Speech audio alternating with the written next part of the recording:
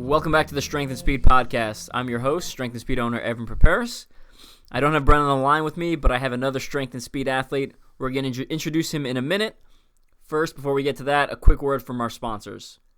So this episode is brought to you by Squirrel's Nut Butter. If you're planning on running CTG Continuum, if you're planning on running Toughest Mudder, or if you've got some long aerobic runs trained, you definitely want to pick up some Squirrel's Nut Butter. So it's an anti-chafing product. You just smear it down any place you feel like you might chafe, and it works great. I've had both the tub and the deodorant-like stick. I recommend the deodorant-like stick over the tub personally.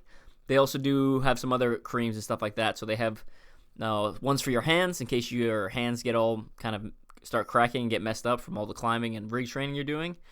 And they also have one for your feet that I have not used, but I believe some of the ladies on the Conquer the Gauntlet Pro team have used it. So if you want to know more about them, you can check out their website, squirrelsnutbutter.com, or you can ask some of the Conquer the Gauntlet Pro teams. They'll have some suggestions for you. All right, let's get to the show. So joining me, I have Casey Johnson. Casey, say hello.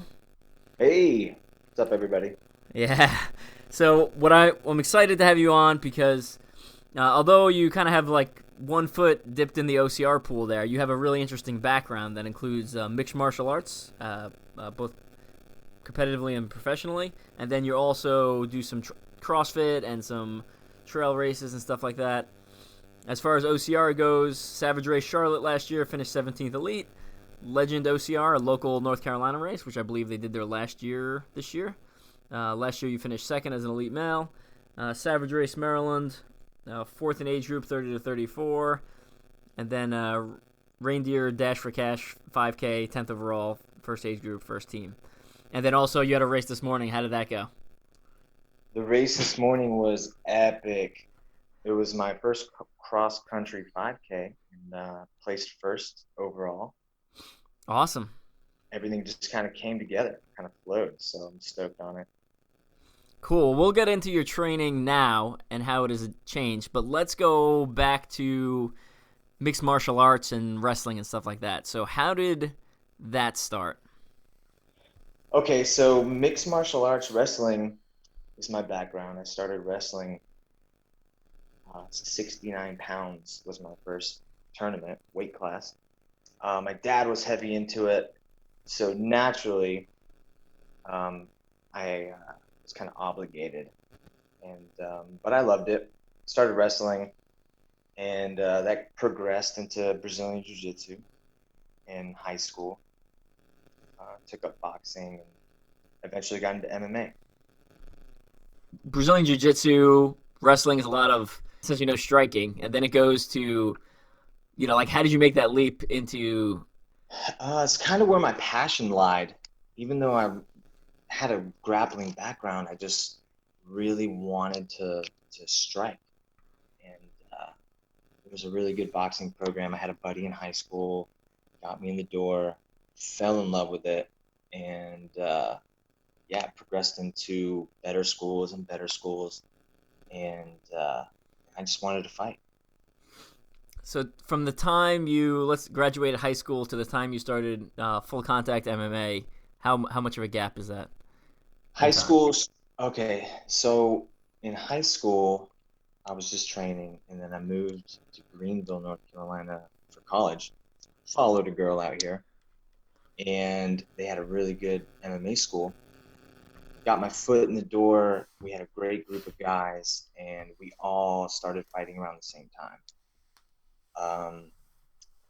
It was all local amateur circuit stuff, and did pretty well. Cool. Well, I'm excited to see where this conversation takes us, because I always, when I talk about OCR training, sometimes I compare it to MMA because you need such a wide variety of skills, although no one's punching me in the face while I'm trying to do obstacles, which I'm pretty happy about. You're getting kicked in the legs instead. Yeah. Yeah. So you decided to, you started training at an MMA school. I guess you talk about the process to, going from entering MMA into turning pro, and then kind of take us through your first couple fights. First couple fights went really well in the division. Um, I ended up I ended up 11-0 or 11-1. I'm sorry, and I got a job offer to manage a local restaurant. And right around that time, I had my first kid. So my thought process was, I got to provide. And fortunately, I had a good family friend of mine who said he would manage me. He had a little bit of experience in that department. He said, you should go pro. And we booked a pro fight. He booked a pro fight for me, which would cover about a month's pay of all my bills and what I needed. And yeah, I made a move to Raleigh to train full time and had my first pro fight. Probably the most memorable fight that I have. It was local, it was in Raleigh. The crowd was ferocious on my behalf. It was a sea of black full speed shirts, and I ended up coming out with a first round knockout win. And as you can imagine, winning, the feeling is similar to winning an OCR race. It's just intoxicating. Right, right. And yeah, so kept training full time and fought about once every month or once every other month. Financially, that's what it took, and yeah, just progressed from there. That's how it all began, the pro stuff. Do you think that once a month is pretty normal, or is that seems like a well? I guess it really depends on how long and how hard the fight is. For sure. The fights usually take the fights aren't that bad actually. You don't take, you might need a few days or a week to recover if you get hurt, but mostly it's the training that's the grind. The training is it's pretty brutal. And back then I wasn't training really smart as I sparred all the time, and it was physically expensive. And I think if I would have dialed back the training a little bit, then I would have had a little longer of an MMA career. Um, but yeah, once a month is probably too much in retrospect. I would say once every 3-4 months would be more ideal, but financially it wouldn't have worked for me starting out. So I had to fight every month. Gotcha, gotcha. Now take us through a week in your training. I know you said you changed some things, so take us through like a normal week in your training, and then if you could go back and do it again, what would your training look like, kind of now that you're a little bit older, a little bit wiser? Yeah, for sure. Good question. So training was 10 a.m. fighter training. It was about 2 hours, and that's where we did a lot of our sparring, a lot of our specific training as far as combat related um, training went. So a lot of sparring and a lot of hitting and getting hit. And yeah, we would eat lunch, go home, get a nap, come back, and then at night would be 3 to 4 hours of technical training. Um, and then on the weekends, we kind of had our open mats and our free time where we all got together and just the fighters collaborated on different things, and we worked on weaknesses. And so it was pretty busy. In retrospect, I think at least 2 days of rest would be required. So on our rest days, we ended up training just because it was kind of felt obligated, when it was my full-time job. So not training was not going to work in my mind. Um, and so now I really value rest and recovery a lot more. So I would focus on that a lot more the rest of the recovery. Gotcha. Any specific cardio or weight training mixed in there? Oh yeah, so we did a lot of sprints, a lot of short distance explosive stuff, and then as far as the weightlifting, it was mostly calisthenics. Our coach didn't want to put too much weightlifting on us because the whole name of the game is cutting weight. You want to be as light as possible to be competitive in that weight class. So I fought at 135 and 145, sometimes 155. And when I was fighting at 135, I would be walking around at 157. So I'd have to cut weight. And then weight training on top of that, obviously, you got some DOMS, delayed onset muscle soreness, and that will postpone the next day's training or cut it short. Um, so not a lot of strength training as far as weights or the the fundamental stuff that you would see, but a Yeah. lot of calisthenics were involved. Moving your own body weight around was important. Yeah. Backing up a little to the recovery, yeah, it's absolutely a good idea to recover.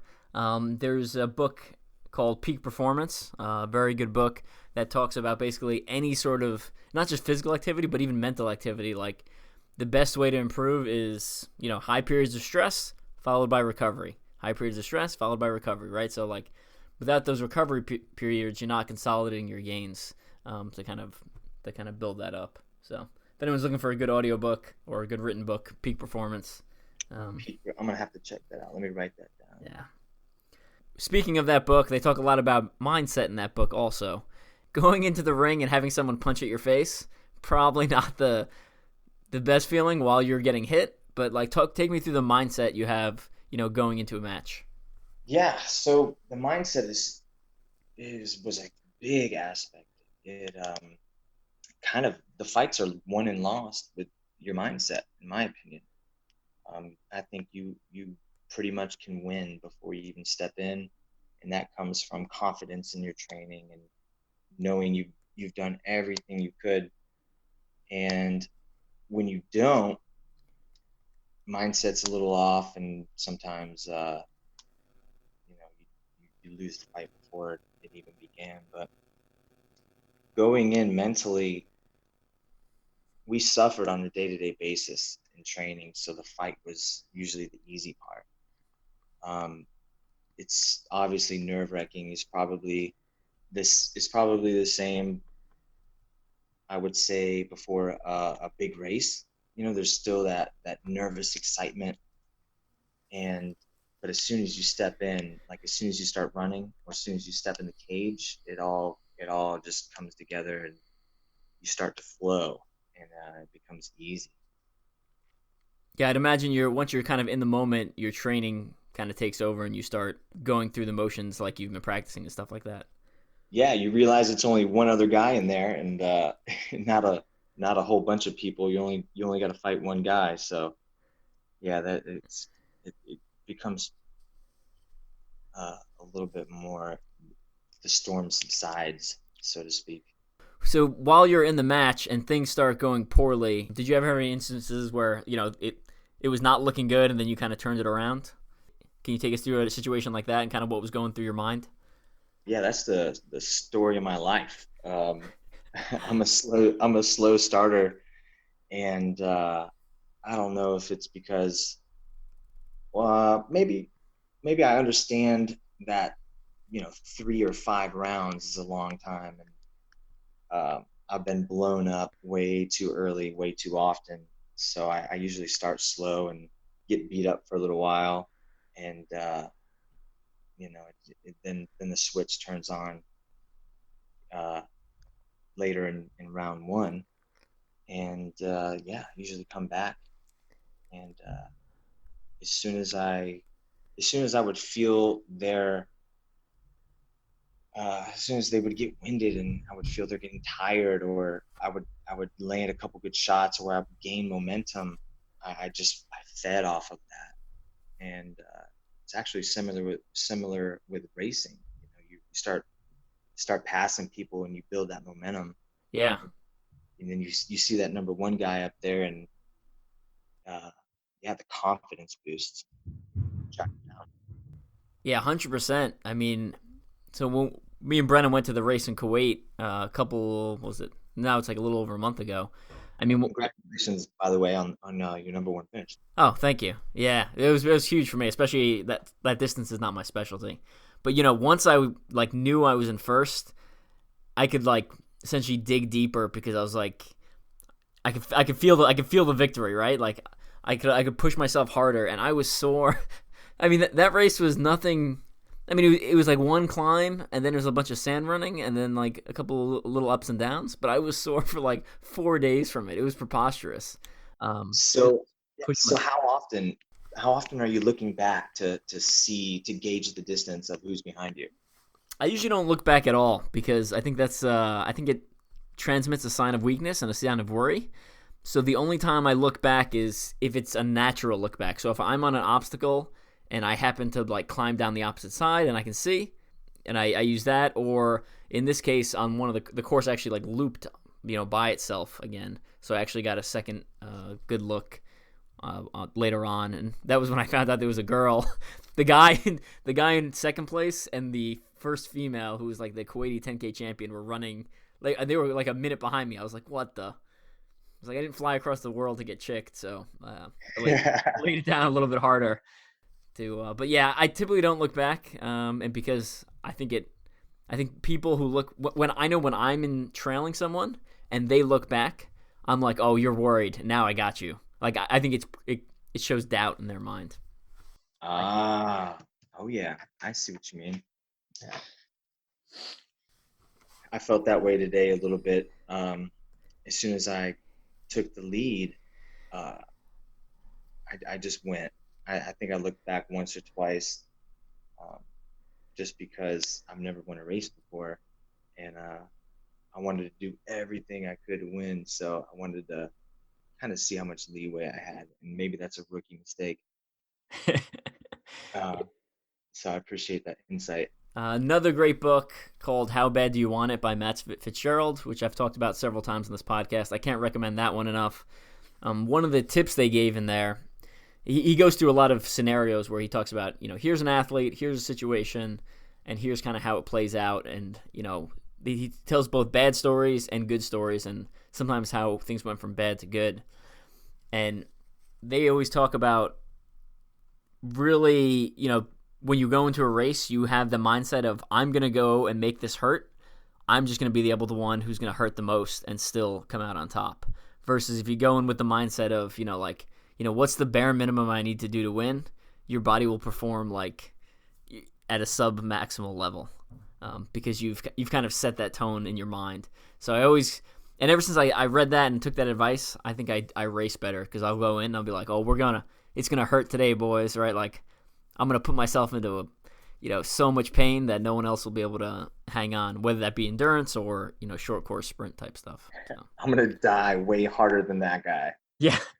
It's like it's like don't pray for an easy race, pray for the strength to win a hard one. Absolutely. Yes. Absolutely. I like that. Okay, how bad do you want it? I have to check that. Another good one. Now your mixed martial arts record was 5-5 professionally. Yeah. What made you decide to stop fighting? Couple injuries. I have a lot of scar tissue on my cornea and my eyes. Have suffered a lot of damage, so I can't take punches anymore to the face, which is kind of the whole premise of the game. Right. Obviously, a couple surgeries could improve that. I had a labrum issue in my right shoulder. A couple knee issues started coming up, and with kids in the picture, I decided that this is not feasible. It goes against the longevity part of what I believe in as far as training and competing. So, yeah, I had to put it down. I miss it all the time. And how many months or years did you end up fighting total? Maybe 5 total. Maybe 4 or 5 years. Okay, that's a pretty good. I think that's a pretty good run. What's the what would you say the average, out of the guys you were training with, what's the average kind of career length for those guys? Oh man, I feel like everybody's still fighting. All my friends are Really? still. Yeah, I just I got the short straw. Um, yeah, I got a couple buddies that I were training with regularly who I feel like I was might have had a little more talent and a little more drive, and but they just had the luck, they had the health, and now they're far better than I was. So Yeah, because I mean they've built up so many repetitions and so much consistency over a significantly longer period. I think you're naturally going to kind of rise, just avoiding that injury, which I think we're seeing it all the time in OCR now, with people getting injured and cutting their careers short or shorter than they would like per se. what do you think is the main cause of that? I think it's just I think it's tied to the personality. If you get a population of people who are always pushing the limits, both in speed and training, and it turns into this more is always better a lot of the times. People are going to constantly push themselves, and if you play Russian roulette enough times, eventually you're going to lose, right? Like you keep pushing yourself, eventually you're going to hurt something. Um, but I don't think you can. I don't think you can really separate those personality traits per se. The competitive drive and the propensity for injury. I think will always be correlated. Not necessarily like, oh, if you're a hard trainer, you'll absolutely get injured. But I think there's definitely a correlation there. Versus the guy who runs once or twice a week and goes out there and does his best on race day, but is not putting in the same training volume and training intensity that the guy trying to win the series, like the national series, is. It's just gonna be the way it is. Yeah, and then an overcompensation of that is later on down the road, you might end up playing it too safe because of your experience with that. True. And Yeah. so I guess finding that balance is key. Because now I'm approaching OCR and racing with a much different mindset, more focused on recovery and technique. I'm trying to learn how to run correctly, which has always been, I never knew you could run incorrectly. Yeah. Um, and so instead of signing up for a marathon and just going for it, I want to make sure I have a 10K and a half marathon with good form first. Right. That sounds like a good plan. And I'd say the other kind of caveat to the OCR injury thing is the sport, I'd say in general, is somewhat riskier than running on a road, right? I mean, people are bombing down these mountains, running pretty fast, and it's pretty easy to trip and fall and hurt yourself. And then on top of that, you're swinging from your arms, and your arms are in all sorts of weird positions, right? And if you fall off a rig, I've seen guys fall off a rig but their feet are still, locked onto a rope, and you land on your shoulder, break your collarbone, right? That was Kevin Jones from the Crazy Mudder Muckers a couple years ago when Battle Frog was around. I've seen, Brenna basically stepped in a soft spot during a different Battle Frog and messed up her knee, or I think it was her knee. She'll correct me later, but during I don't know why all these are Battle Frog stories, but Claude Godbout jumped off one of the obstacles at the Battle Frog, the short course one, the one they had on TV for about a year or two, He and jumped off? say again. He jumped off? So female, so she jumped off one of the obstacles. They had these like big obstacles, and the ground was all sand. And when she landed, again, hurt her leg, and basically hasn't really come back full form to the sport since then. So It's tough. Yeah, I think OCR is definitely not the sport for anybody who's clumsy or maladroit in any sense. Got to be cut from a different cloth. yeah, yeah, But even then, I mean, accidents obviously still happen because you're under serious fatigue all the time. Everything is, you can hit an obstacle 100 times perfectly in training, but under that kind of fatigue, mile 6, you know.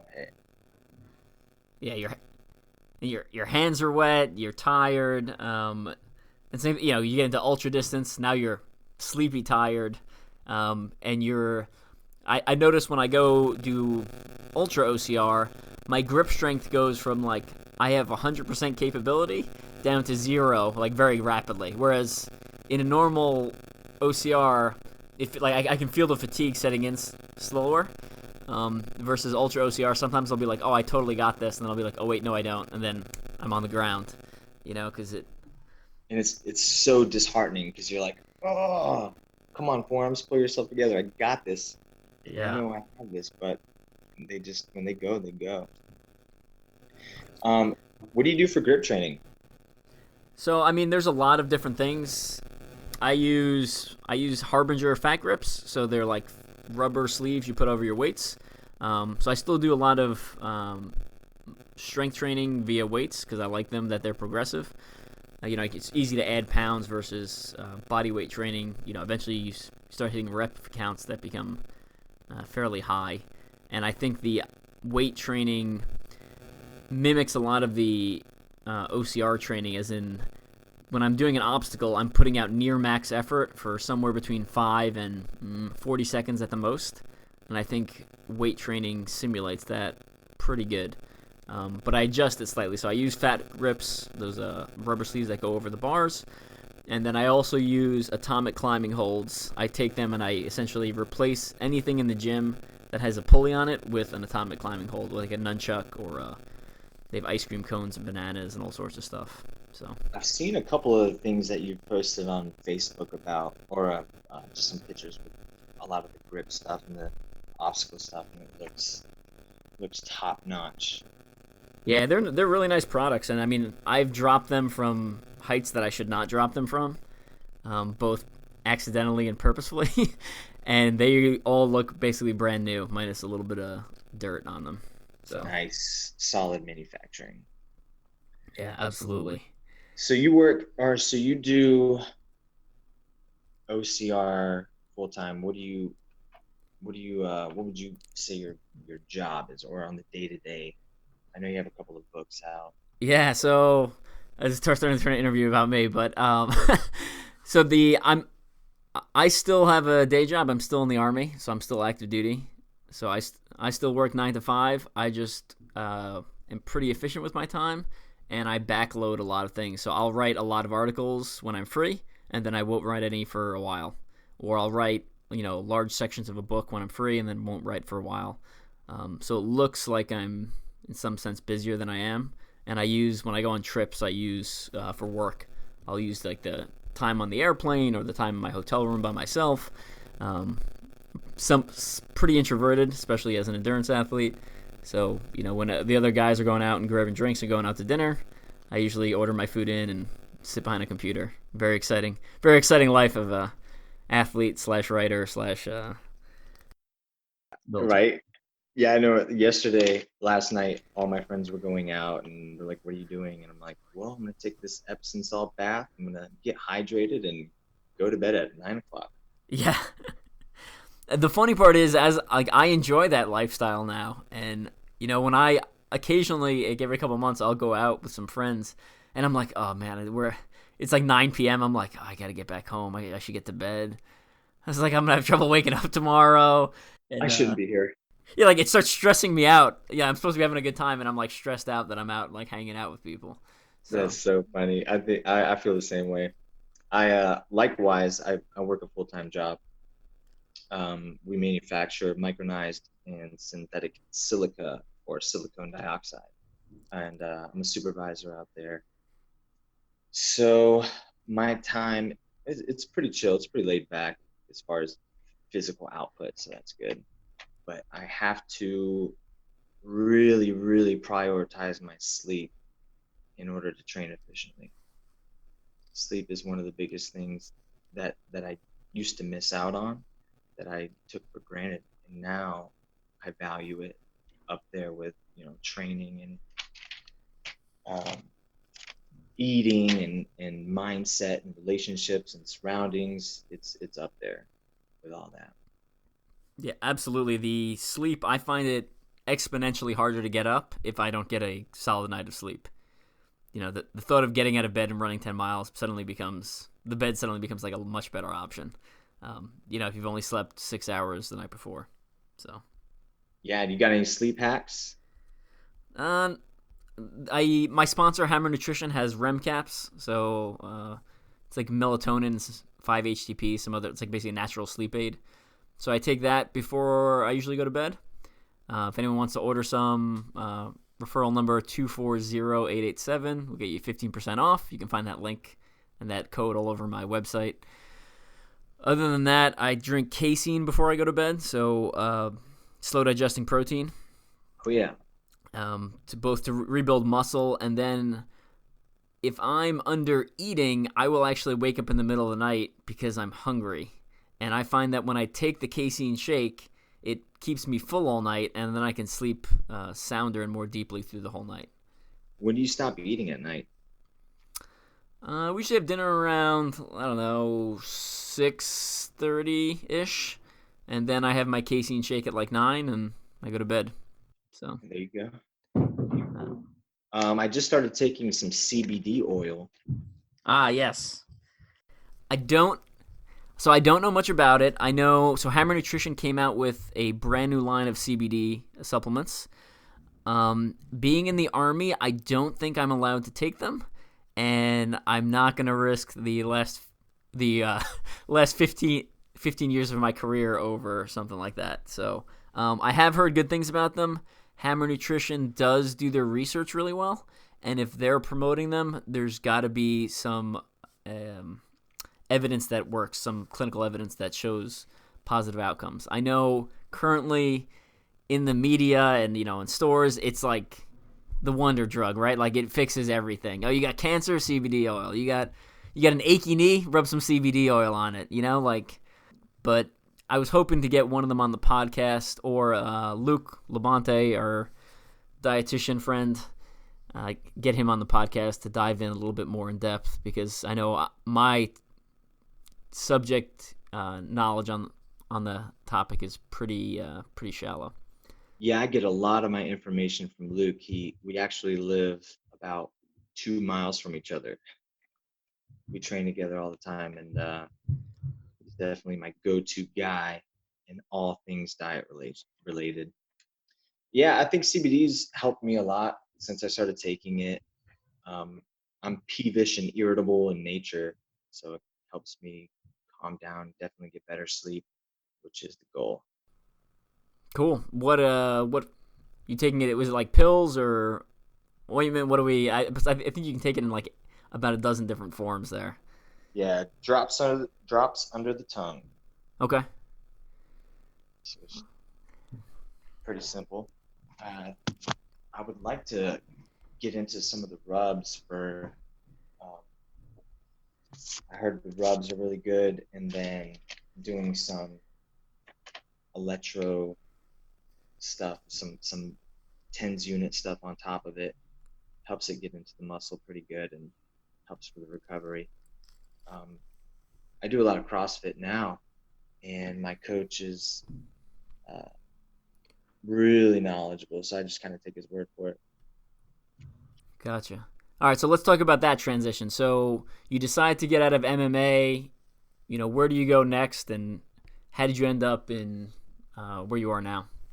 Finished MMA.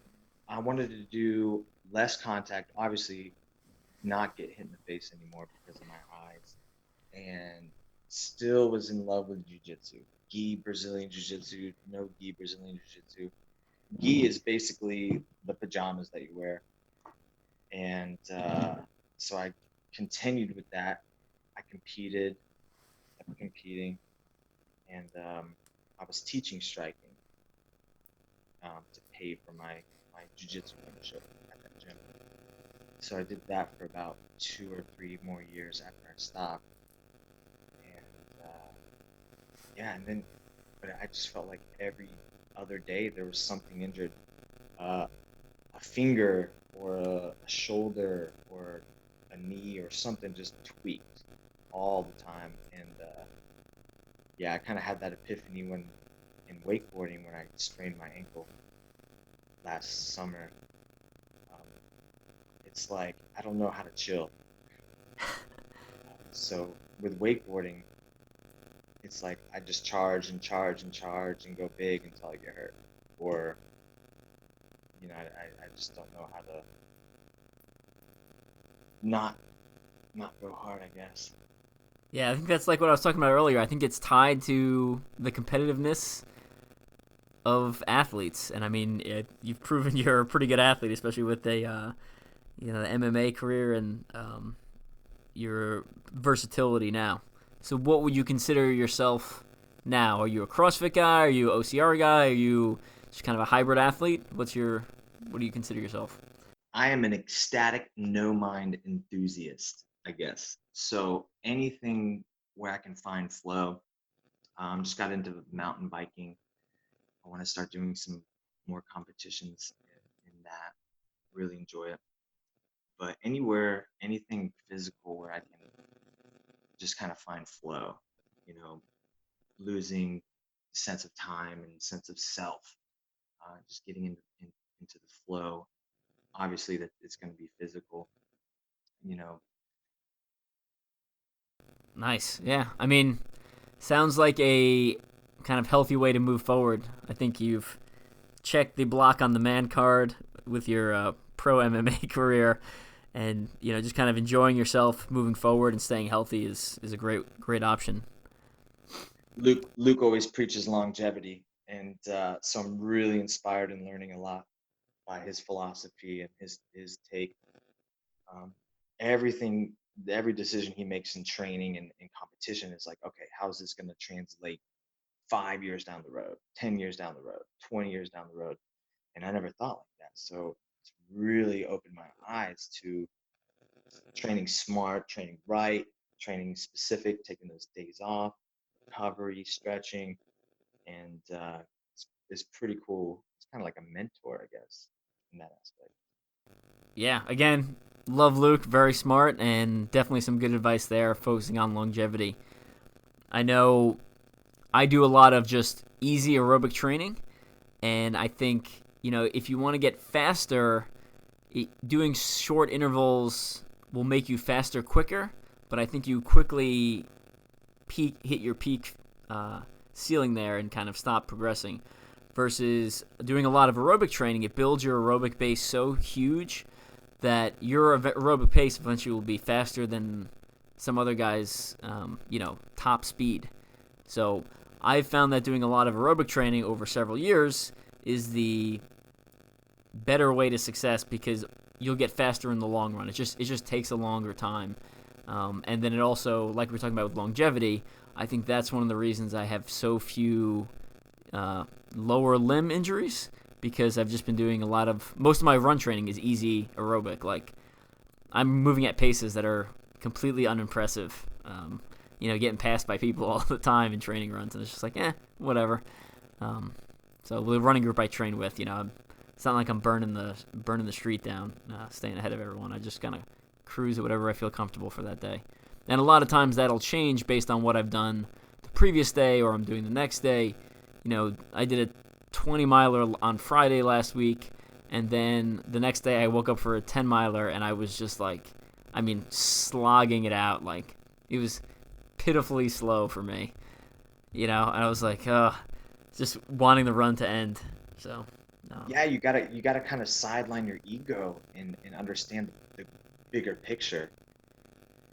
Right, yeah. And if I was concerned about my pace every day, I would, the value for me for endurance training is that back-to-back long run, right? Like, I do a 20-mile, and then I do a 10-mile, or I do something similar to that, where I'm simulating a lot of the leg fatigue you'd get from an ultramarathon without the mind and joint fatigue you'd get from just kind of doing it all at once and then needing a week to recover.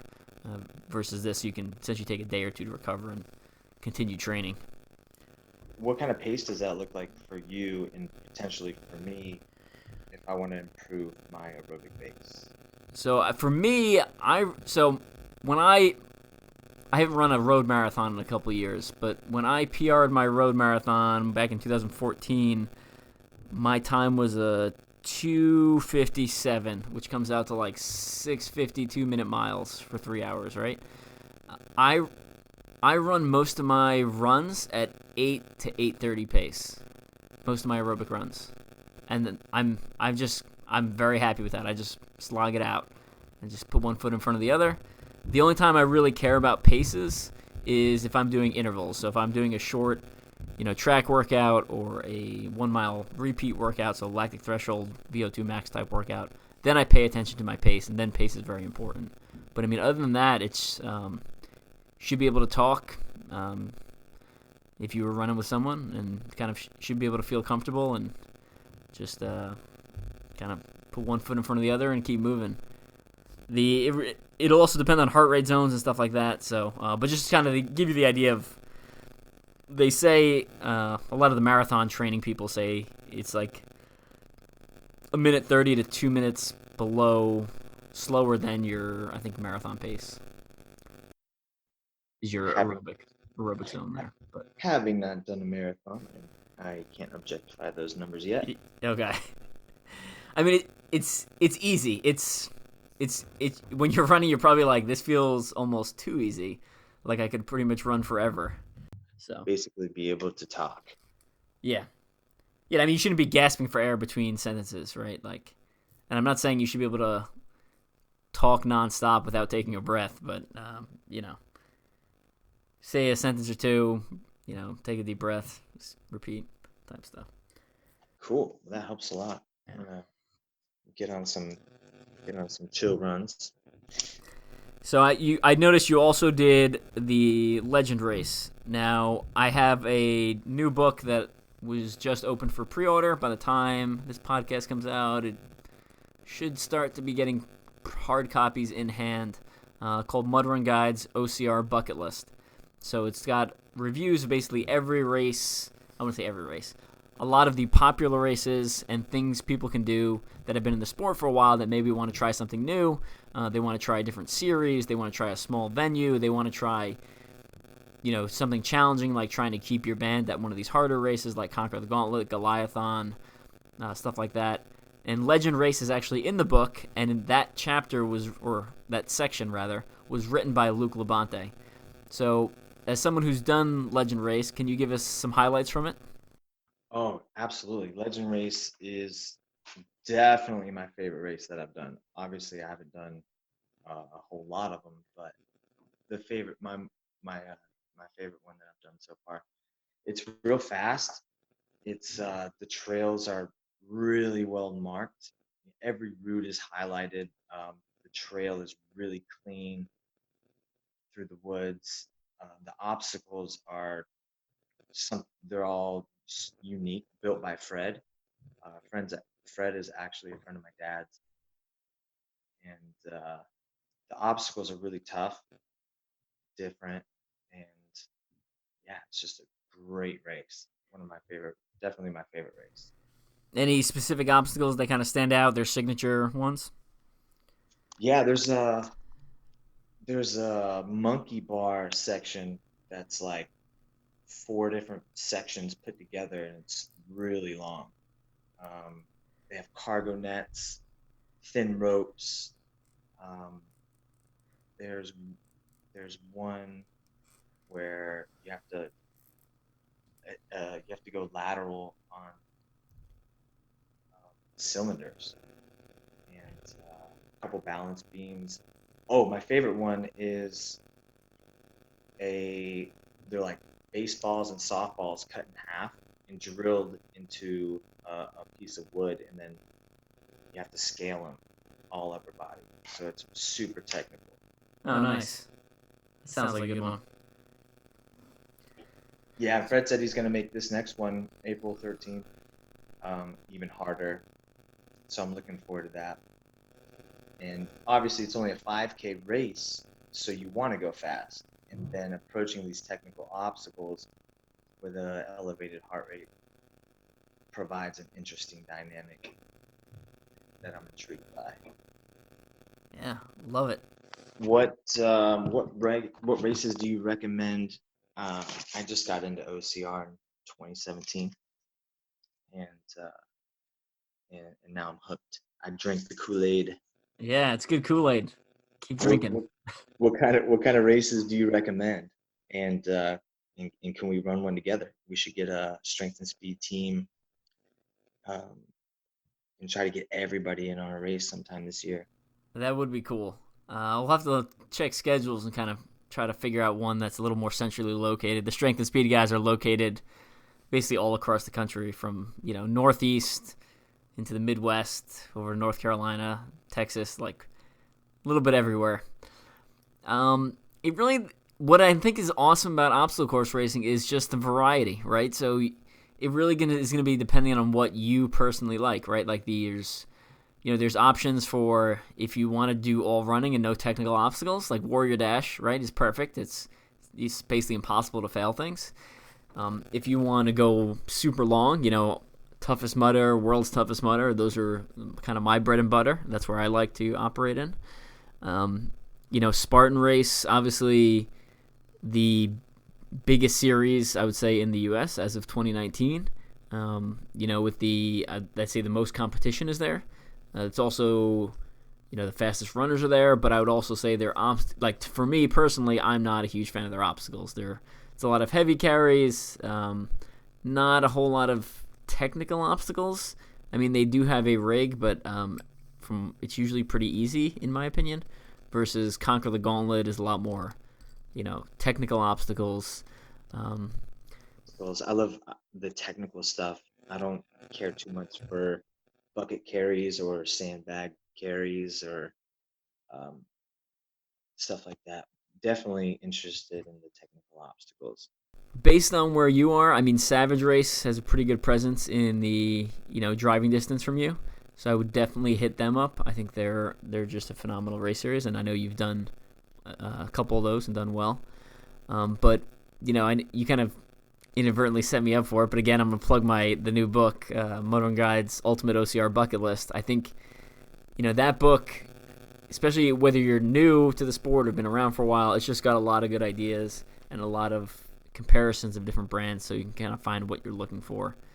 I'm gonna pick up a mud run guide, some squirrel nut butter, peak performance, and how bad do you want it? It's good. I'm just selling you things nonstop in this podcast. Not really. This is supposed to be what we're doing, but that's fine. Those are all good recommendations. I stand by all that stuff. No, that helps a lot. I really appreciate it. All right. Before we let you go, anything else you want to give a shout out to? Friends, families, etc., stuff like that? Yeah, for sure.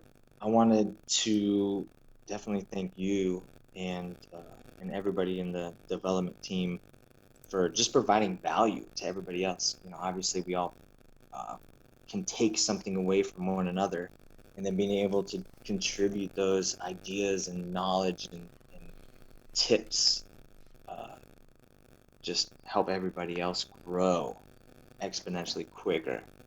So I'm grateful for the value. Thanks for setting that up and having me a part of the team. No problem. Yeah, it's great to have you, and I love the diversity that everyone brings. We talked about it a lot on the last podcast with Kelly, but just like the number of certifications and qualifications, like professional level stuff in there is just huge. And then on top of that, you get a bunch of athletes like pro mixed martial arts, you get pro obstacle course racers, we got ultra marathoners, just kind of a wide mix of people in there. Really brings a whatever, like you said, you're looking for basically any place you can find flow. There's just a wide variety of people who've done triathlons and marathons and trail races and all that stuff in there. Provides a pretty good resource. So, yeah, Napoleon Hill calls it the Mastermind Alliance, where a bunch of people work together in perfect harmony for the same goal. And I think that's what we got here. Nice, I like it. And again, not to just sell people things for the entire length of the podcast, but if anyone wants to join the Strength and Speed development team, you can go to the website and there's essentially a pay for option. I was doing it kind of like a monthly plan, but I just switched it and put it just basically a single essentially paywall that you can essentially pay to get in. Other than that, we do applications in December of every year. So if you want to wait a year, you can, or you can just kind of pay and circumvent the whole application process. Yeah, and being a part of that, I definitely recommend it for anybody. It's huge value for sure.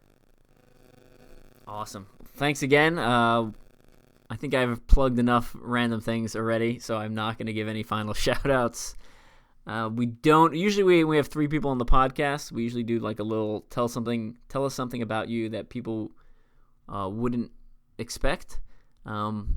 I think you've got a pretty interesting background, so I'm going to ask the question anyway. So tell the audience something about you that people would be surprised to know.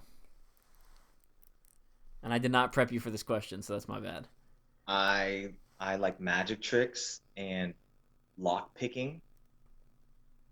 Oh, interesting. Are we talking magic tricks as in like sleight of hand, like you doing them, or going to see Chris Angel in Las Vegas? Like just the street card tricks. Okay, so like, but you doing them personally, or like watching David Blaine, you know? Oh yeah, performing them for sure. Okay, gotcha. So you're a magician. You've like amateur magician to your list of resume. And lockpicking. Lockpicking is fun. It is fairly challenging. I'm not very good at it, but I have a basic knowledge of that stuff. Yeah, I struggle with my patience, so I employed it to practice being patient. I'm much better at just opening doors. Basically, take a credit card and you swipe the lock. That's a super useful skill that I've used more times than I can count. My door is so old it works on my door. You probably need new locks there. I know, right?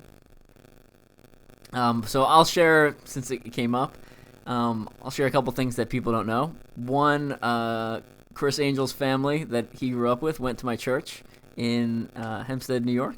So I've actually seen him in church. He doesn't go there now because obviously he lives in Las Vegas. But yeah, his actual family, he's Greek. His actual family goes to the same church that I grew up in. So that's kind of interesting. He came and did like a magic trick show on Sunday one day after Sunday school, which was kind of weird because he hadn't quite hit it as big as he is now, but he was already a pretty big name. So that's kind of interesting. And then, yeah, other than that, I definitely used some lock picking stuff I picked up from reading books and from shopping around on some knife-oriented websites when I went to Iraq a couple times. We found some pretty good stuff, a bunch of mortars and stuff like that in the trunks of cars that, thanks to a website and stuff like that, we figured out how to open car doors with no damage to the vehicle. So it's a pretty good deal. I locked my keys in the car the other day. It's very beneficial. Nice. All right, we're gonna let you go. Thanks again for coming on. It was great talking to you, and hopefully we can get together for a big strength and speed run at some point later this year or next year. Evan, thank you so much. Great to talk to you. Keep in touch. Wish you the best, brother. All right, I'll catch you later. Later.